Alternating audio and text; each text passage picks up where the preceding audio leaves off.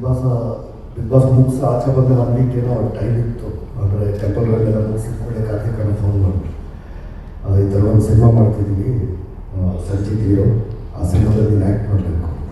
ಕತೆ ಕೇಳಿಲ್ಲ, ಎಂಥದ್ದು ಇಲ್ಲ. ಯಾಕಂದರೆ ಫಸ್ಟಿಂದನೂ ನನಗೆ ಸುದೀಪ್ ಸರ್ ಅವರು ಮ್ಯಾಕ್ಸ್ ಸಿನಿಮಾ ಇರ್ಬೋದು, ಅದಕ್ಕಿಂತ ಮುಂಚೆ ಇರೋದು ನೀವು ವಯಸ್ಸಾಗಿರೋದು ಇರ್ಬೋದು.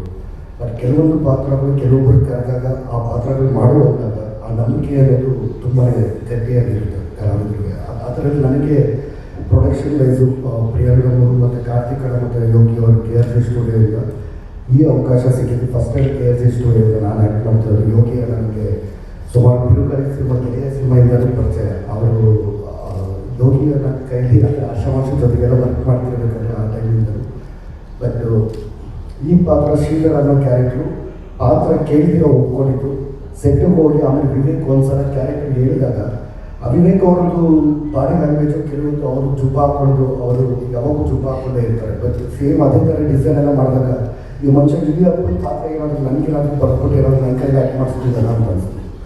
ಅದೇ ಥರ ಮ್ಯಾನೇಜರ್ ಹಂಗೆ ಇತ್ತು, ಒಂಥರ ಅವ್ರ ಲುಕ್ಕೂ ಹಂಗೆ ಇತ್ತು. ಸೈಲೆಂಟಾಗಿರೋದು ಏನು ಯೋಚನೆ ಮಾಡ್ತಿದ್ರು, ಏನು ಅನ್ನೋದು ಗೊತ್ತಾಗ್ತಿರ್ಲಿಲ್ಲ ಆ ಥರದ್ದೆಲ್ಲ. ಬಟ್ ತುಂಬ ಚೆನ್ನಾಗಿ ಎಕ್ಸ್ಪ್ಲೇನ್ ಮಾಡಿದ್ರು ಆ ಪಾತ್ರ. ಬಟ್ ಶ್ರೀಧರ ಕ್ಯಾರೆಕ್ಟರ್ ಏನೇ ಇವತ್ತು ಸ್ಕ್ರೀನ್ ಮೇಲೆ ಬಂದು ಆಟಕ್ಕೆ ನಾನು ಏನು ಆ್ಯಕ್ಟ್ ಮಾಡಿದ್ದೀನೋ ಅದಕ್ಕೆ ನೀವು ನನಗೆ ತುಂಬಿಸಿದ್ದು ಆ ಕತೆ, ನನ್ನ ಪಾತ್ರ ಬಗ್ಗೆ ಅಷ್ಟೊಂದು ಚೆನ್ನಾಗಿ ತುಂಬಿಸಿದಕ್ಕೋಸ್ಕರ ಆ ಪಾತ್ರ ಎಷ್ಟು ಚೆನ್ನಾಗಿ ಹೋಗಿದೆ.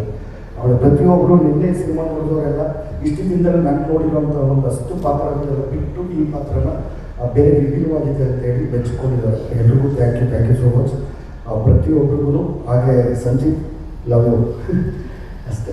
ಯಾಕಂದರೆ ಸಿನಿಮಾ ಇಂಡಸ್ಟ್ರಿ ಬರೋಕ್ಕಿಂತ ಮುಂಚೆಯಿಂದಲೂ ಪರಿಚಯ ಸಂಜಿತ್. ನಾವು ರಂಗಶೇಖರ್ ಹತ್ರ ಬರ್ತಿರೋದು ನಾಟಕ ನೋಡೋಕ್ಕೆ, ಅವಾಗಿಂದಲೂ ಪರಿಚಯ.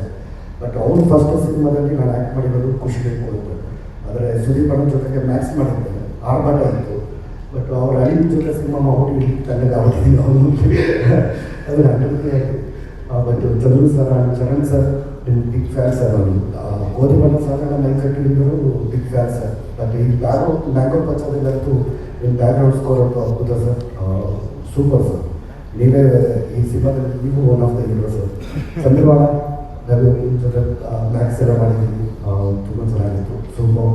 ಹಾಗೆ ಜೈ ಇಲ್ಲಿ ಕೆಲವೊಬ್ಬರಿಗೆ ಹೊಸದಾಗಿ ಸಿನಿಮಾಗೆ ಅಂತ ಬರ್ತಾರೆ, ಅದ್ರ ಒಂದಷ್ಟು ಬ್ಯಾಕ್ಗ್ರೌಂಡ್ ಇರೋಲ್ಲ, ಅವ್ರ ಕಲೆ ನಂಬಿಕೊಂಡು ಆ ಥರದ್ದೆಲ್ಲ ಬರ್ತಾರೆ.